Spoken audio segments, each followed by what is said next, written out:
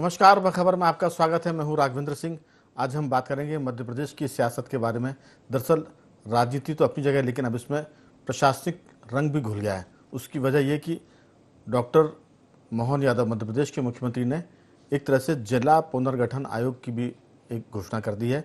इसमें परिसीमन तो होगा, पुनर्गठन भी होगा और पॉलिटिक्स भी होगी।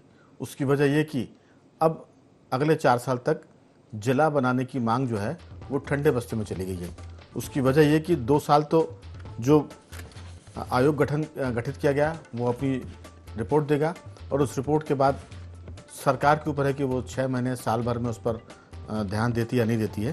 लेकिन इतना तय है कि अब कोई जिला 2 साल तक तो नहीं बनेगा। ख़ासतौर से हम बात करें, बीना एक शहर है मध्य प्रदेश का जिसको जिला बनाने की मांग हो रही थी। कांग्रेस से भाजपा में आई विधायक निर्मला सप्रे इसी शर्त पर एक तरह से शामिल हुई थी कि वो जिला बनना चाहिए बीना। और इस पूरे मामले में पूर्व मंत्री भूपेंद्र सिंह ने थोड़ी सी एक तरह से सहमति नहीं जताई थी और इसके चलते बीना जिला बनने का मामला अटक गया था। आपको बता दें कि वैसे मध्य प्रदेश में करीब 16-17 ऐसी तहसीलें हैं जिनको जिला बनाने की मांग उठ रही है। तो बड़ा मामला था जिसका एक झटके में मुख्यमंत्री डॉक्टर यादव ने इलाज कर दिया है और वो है इसका एक तरह से आयोग का गठन करके। इस पर विस्तार से बात करें उसके पहले आपको बता दें कि मोहन यादव क्या कहते हैं, मुख्यमंत्री मध्य प्रदेश, और कांग्रेस के मुख्य प्रवक्ता भूपेंद्र गुप्ता क्या कहते हैं इस पूरे मसले पर, और फिर करेंगे चर्चा की शुरुआत। परिसीमन आयोग एक नया बनाया है। इस परिसीमन आयोग के माध्यम से नज़दीक के स्थान को नज़दीक के ज़िले से जुड़वा करके जनता की बेहतरी के लिए जो अच्छा हो सकता है वो ज़रूर करना है। तो संभाग, ज़िले, इनका एक बार पुनर्परीक्षण करना है। इसमें मैंने एक आयोग बनाया है। आयोग के सदस्य ACS लेवल के रिटायर्ड श्री मनोज श्रीवास्तव जी को मैंने जवाबदारी दी है। ऐसे कई बड़े ज़िले अभी हमारे हैं, इनके अंदर के जो अंदर की कठिनाइयाँ हैं, जैसे बीना रिफाइनरी बन गई तो बड़ा एक स्थान हो गया। तो आगे आने वाले समय में युक्तियुक्तकरण के माध्यम से ऐसे कई निर्णय अंदर करके इस बारे में विचार किया जाएगा। जिलों के या की जो टेरिटरी का रीऑर्गेनाइजेशन है, इसके लिए एक प्रशासनिक आयोग बनाकर ये काम सरकार कर सकती है, कर रही है। तो इसमें भी जो है अभी जो प्रॉब्लम आ रही है बीजेपी के अंदर, जो ज्वालामुखी फट रहे हैं कि हर आदमी अपनी कॉन्स्टिट्यूएंसी को जिला बनाना चाहता है। ना आबादी है, ना सुविधाएं हैं, ना जो है इंफ्रास्ट्रक्चर है, ना प्रशासनिक व्यवस्था है। अभी जो जिले बना दिए इनने, उनके पास तक भी जो है अमला नहीं है। तो ये केवल जुमले बांटने परोसने। तो कुल मिलाकर कांग्रेस ने भी इसका बहुत ज़्यादा विरोध नहीं किया है, लेकिन भाजपा के जो भीतर की पॉलिटिक्स है उस पर उन्होंने ज़रूर एक तरह से कटाक्ष किया कि वहाँ भीतर ज्वालामुखी पनप रहा है, फटने वाला है, और हर विधायक या हर मंत्री चाहता है कि उसकी तहसील जो है वो जिला बन जाए। तो ये तो ऐसा है कि बहुत निकले मेरे अरमा फिर भी कम निकले, ख्वाहिशों की कोई कमी नहीं है। लेकिन इस पर करेंगे बात कि आखिर इससे फ़ायदा क्या होने वाला है। क्या ज़िले बनने से नुकसान होता है या ज़िले नहीं बनाने से कुछ फ़ायदा होगा? जो प्रशासनिक स्थिति है, जो भौगोलिक स्थिति है, उसमें क्या हालात बनेंगे, चर्चा करेंगे। हमारे साथ जुड़ गए टेलीफोन लाइन पर मध्य प्रदेश के वरिष्ठ पत्रकार गौरव चतुर्वेदी जी, स्काइप पर जुड़ गए हमारे साथ वरिष्ठ पत्रकार साथी रंजन श्रीवास्तव जी, और स्टूडियो में मौजूद है सामाजिक सरोकार से जुड़े कमल राठी जी।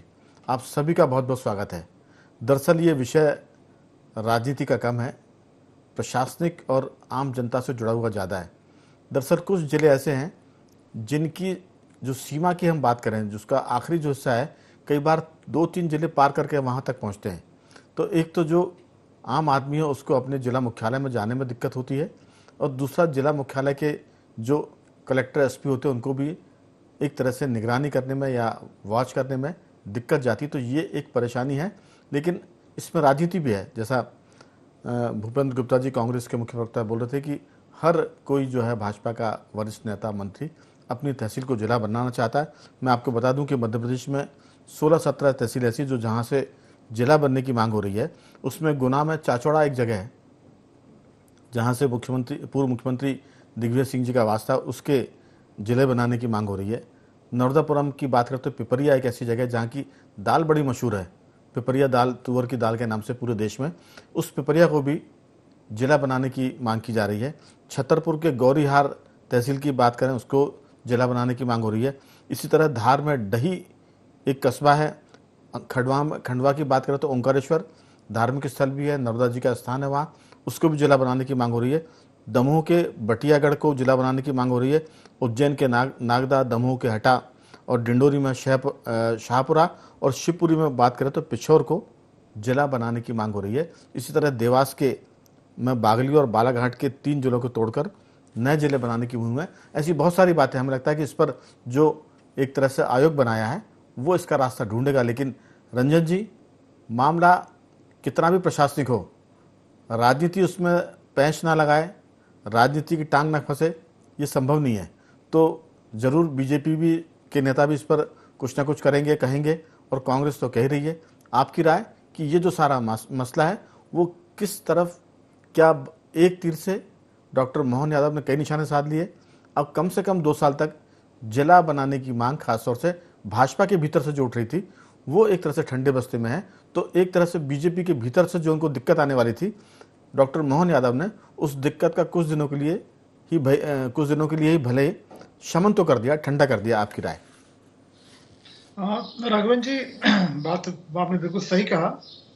केवल भाजपा के अंदर का ये मामला नहीं है, जो भाजपा में शामिल हो रहे हैं जी दूसरी पार्टी से, उसमें भी उनकी एक डिमांड रहती है उनके एरिया को जिला बना दिया जाए, क्योंकि उनको फिर चुनाव फेस करना होता है, उपचुनाव फेस करना होता है। तो चाहते हैं कि जब भाजपा में ज्वाइन करें फिर वापस चुनाव में जाएं तो हम जिला को लेके जाएं, जिससे उनका जीतना आसान हो जाए। लेकिन वही है कि कितने जिले बनाएंगे, और आपने बिल्कुल सही कहा, मोहन यादव ने, मुख्यमंत्री ने एक तीर से कई निशाना साध लिया है। ये जो भी डिमांड हो रही है, जो बाहर से ज्वाइन करने वाले हों या भाजपा के अंदर है, आपने जैसे 17 तहसीलों की बात की, तो कुछ तब तक ये मामला ठंडा पड़ जाएगा और सबसे कहा जाएगा कि जो भी आपकी डिमांड है, जो भी आपकी रिक्वायरमेंट है, तो जो कमेटी बनी है, जो कमीशन बना है, उसके सामने रखिए आप। जब 2000 में छत्तीसगढ़ का एक क्रिएशन हुआ था मध्य प्रदेश से, जी उस समय 61 डिस्ट्रिक्ट थे टोटल, 45 बचे मध्य प्रदेश में और करीब 12 उसमें डिवीजन थे। तो 3 डिवीजन 16 जिले छत्तीसगढ़ में चले गए, 45 जिले और 9 डिवीजन मध्य प्रदेश में बचे। अब देखा जाए 2000 से 2024 हो गया। जो 2000 में पॉपुलेशन हमारी थी 6 करोड़ थी, और देखिए जब डिस्ट्रिक्ट बनता है पॉपुलेशन ही बहुत बड़ा फैक्टर है, बिल्कुल, कि किस डिस्ट्रिक्ट में कितने पॉपुलेशन है। तो 6 करोड़ पॉपुलेशन सेंसस के जरिए थी, के बदौलत जो देखा गया था। 2011 में जो सेंसस हुआ उसमें करीब 1.25 करोड़ पॉपुलेशन बढ़ गया, और अभी जो सेंसस तो नहीं हुआ है, लेकिन अभी माना जा रहा है 8.5 करोड़ पॉपुलेशन होना चाहिए, अगर होता है तो जी तो पॉपुलेशन के पॉइंट ऑफ व्यू से। और दूसरा, अगर जो 45 डिस्ट्रिक्ट थे राघवन जी, अब जाके 10 डिस्ट्रिक्ट बढ़े हैं।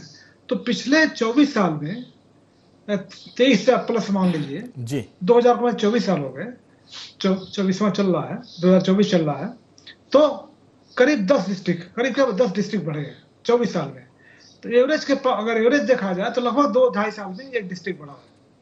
अब बात राजनीति की आती है जी कि कौन सा जिला कहाँ पे हो, मतलब उसके जो जहाँ पे उनको सर्व करना, रूल करना है एडमिनिस्ट्रेटिव पॉइंट ऑफ व्यू से। अब जैसे सीहोर को देख लीजिए, आप तो सीहोर के ही हैं। अगर आप जैत को देख लें तो जैत से सीहोर का डिस्ट्रिक्ट हेडक्वार्टर कितना दूर है। रायसेन एक बहुत बड़ा डिस्ट्रिक्ट है। अब मंडीदीप से चलिए, रायसेन शुरू हो जाता है, बाड़ी, बरेली, उबैदुल्लागंज, और फिर इधर चले जाइए तो शायद बेगमगंज उसी में आता है। तो बहुत बड़ा एरिया है। सागर बहुत बड़ा डिस्ट्रिक्ट, बेगमगंज रायसेन में आता है। इधर हम जाएं तो फिर नसरुल्लागंज, रहटी मिलाकर सीहोर पहुंचते हैं। जी जी।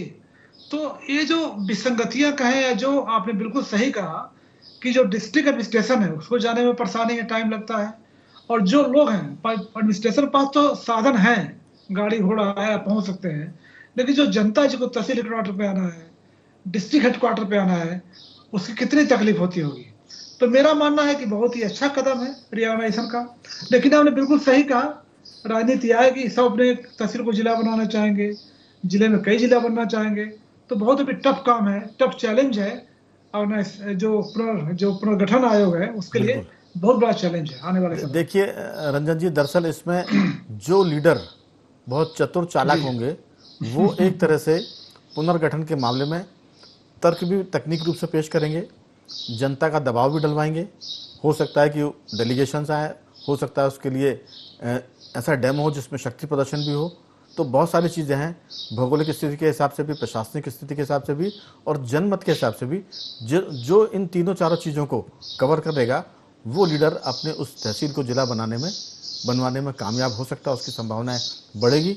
और जो थोड़ा सा सीधे लीडर पड़ते हैं, वो बेचारे सिर्फ मांग करेंगे, अपने पार्टी लीडर के सामने जाकर कुछ बोल देंगे। जो इसके प्रशासनिक अधिकारी, जो ACS rank, chief secretary rank के जो मनोज श्रीवास्तव जी हैं, वो रेवेन्यू के बड़े जानकार हैं, उनके सामने अपना डेलीगेशन ले जाकर अपना दावा पेश कर देंगे। इसके बाद कहानी खत्म। फिर सरकार के ऊपर है कि वो किस क्षेत्र को मोबिलाइज करना चाहती है, कहाँ अपने लीडर को मजबूत करना चाहती है। तो ये बहुत सारी चीज़ें, तो कुल मिलाकर सारी चीज़ें अब मुख्यमंत्री के हाथ में है।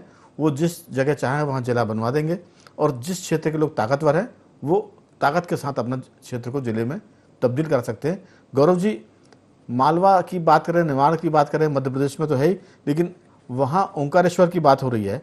जरूर ओंकारेश्वर को जिला बनाने की मेरे ख्याल से जो बात है, वो आगे पीछे मोहन यादव की सरकार भी उस पर सहमति जताएगी। लेकिन अभी तो मामला 2 साल के लिए कम से कम टल गया है, क्योंकि जिला मुख्यालय अगर ओंकारेश्वर बनेगा तो वहाँ प्रशासन की जो स्थिति है वो अब से बेहतर हो जाएगी, जो हम आज की बात करें। आपकी राय? गौरव जी, मेरी आवाज़ सुन पा रहे हैं? लगता है गौरव जी से संपर्क टूट गया, दोबारा हम कोशिश करते हैं। कमल जी, आपकी राय इसमें कि आप इसे किस ढंग से देखते हैं?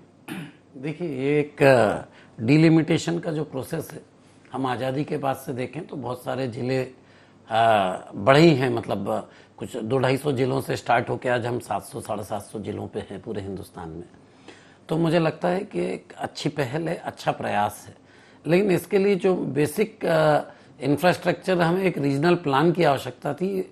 अगर माननीय मुख्यमंत्री जी उसको भी पहले कर देते कि एक रीजनल प्लानिंग के साथ में अगर डिस्ट्रिक्ट का प्लानिंग भी साथ में हो जाए, तो मुझे लगता है कि अप्रोच की रोड्स, इंडस्ट्रीज, आपका जो एम्प्लॉयमेंट जनरेशन, जो मूल उद्देश्य जो सामने प्रकट होता है उद्देश्य, हिडन एजेंडा तो कुछ भी हो सकता है पॉलिटिकल, लेकिन जो सामने एक पॉजिटिव एजेंडा जो दिखता है, तो वो सब चीज़ें इससे काफ़ी अच्छे ढंग से प्लान हो सकता था।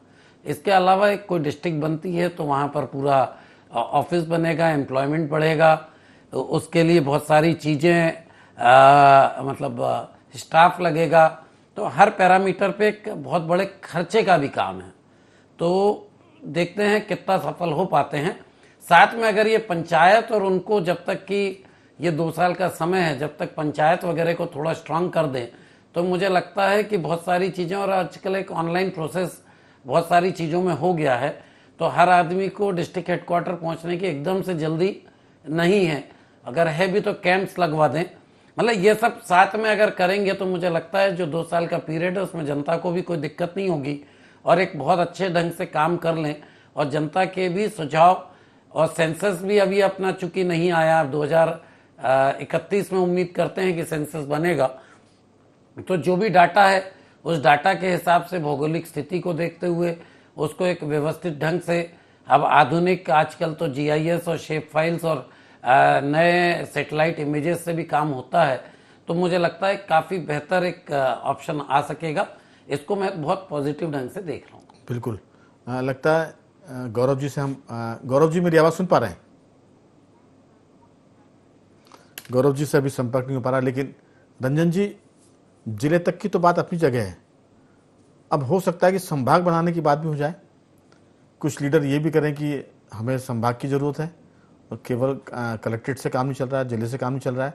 भोपाल की हम बात करें तो कभी एक ज़माना था जब भोपाल जो है वो सीहोर जिले में आता था। सीहोर जिला, इसका भोपाल राजधानी थी, लेकिन भोपाल का जिला मुख्यालय सीहोर होता था। और सीहोर की भोपाल एक तहसील हुआ करती थी जिसका नाम हुजूर था। हुजूर तहसील आज भी है, लेकिन मुख्यालय सीहोर था।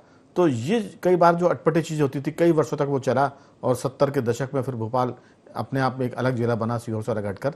तो ये चीज़ें तो अपनी जगह है, लेकिन एक और चीज़ है कि लोग अब संभाग की बात भी करेंगे कि मध्य प्रदेश में कम से कम एक आध संभाग तो बढ़ना चाहिए। क्योंकि अगर 2000 में मध्य प्रदेश का बंटवारा हुआ था, आपने कहा कि छत्तीसगढ़ बढ़ गया था, और फिर जो संभाग हमारे हिस्से में आए थे, और इस 24 साल में जनसंख्या के हिसाब से भी, जिलों की संख्या घटे बढ़े वो अपनी जगह है, लेकिन डिवीजन हेडक्वार्टर की बात भी होगी, इस पर भी आपकी राय?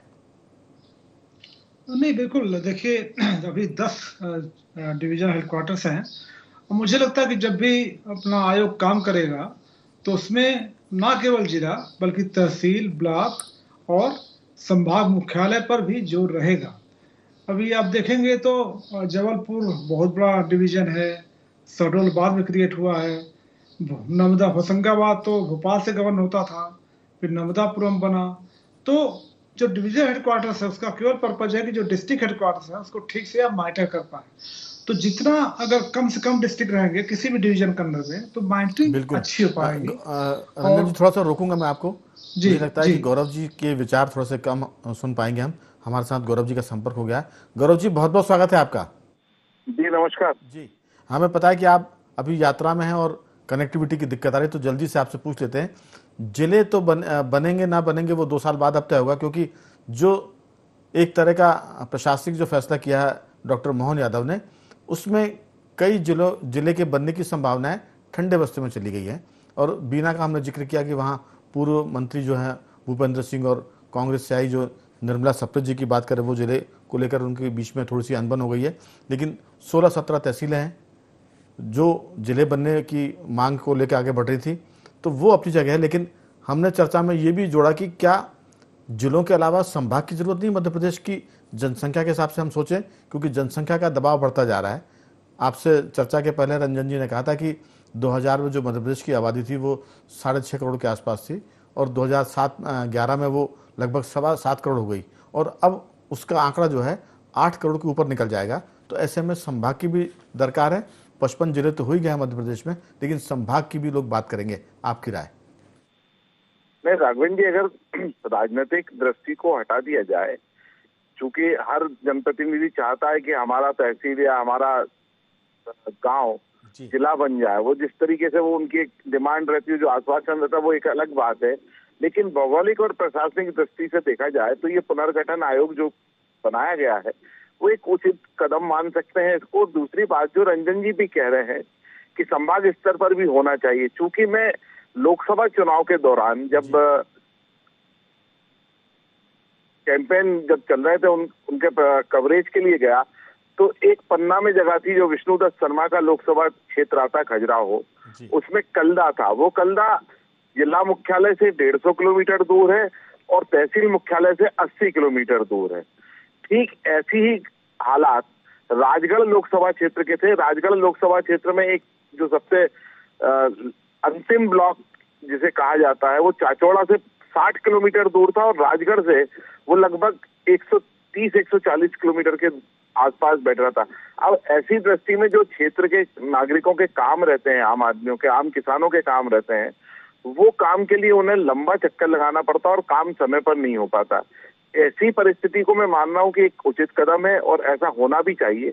और संभाग की भी जो बात रंजन जी कह रहे हैं वो बिल्कुल सही है कि जब आप जिले बना रहे हैं तो जिले का जो प्रशासनिक कसावट होना चाहिए उसको नियंत्रित करने वाला भी जो संभाग रहे वो भी कम जिलों का बना करके, और अगर ज्यादा संभाग बनाए जा सकते तो वो भी बनाए जाना चाहिए। बिल्कुल। बुंदेलखंड में हमें लगता है कि सागर संभाग ही है, वहाँ इस बात की लोग बातचीत जरूर करेंगे, क्योंकि अब ये आयोग बन गया तो इसमें सब तरह की चर्चाएं होंगी, बहुत से प्रस्ताव आएंगे, कई डिलिमिटेशन की जो बात हो रही है तो उसमें कई चीज़ें निकल कर आएंगी।